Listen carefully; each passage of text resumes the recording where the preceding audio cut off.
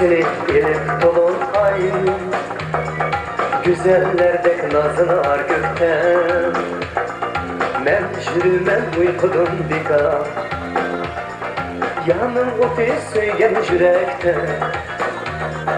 Derdisini alganda şu ay yer cihanı yorut deşuva.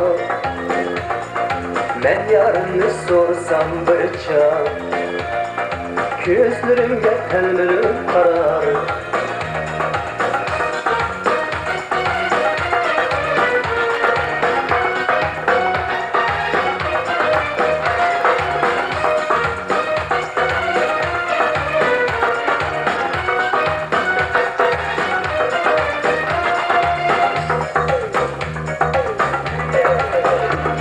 Yer akşamı da ayırıp şunda sana kaynap ayra parayım ben.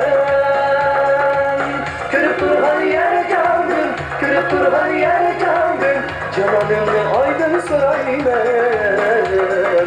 Dolun ayga okşayan yani gündüzleri görsem mu değmen. Her akşamı ayga okştu didarına koysam ben değmem.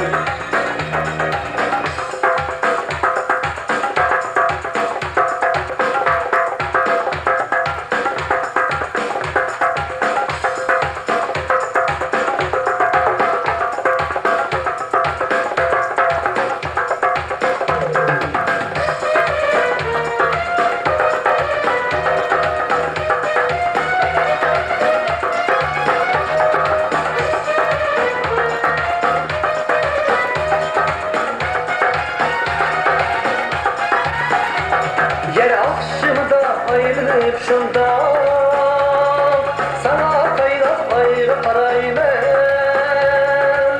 Görüp durman yer canım, görüp durman yer canım, cananımı aydın sorayım ben. Onun ayga okşayan yani gündüzleri görsem mu değmen.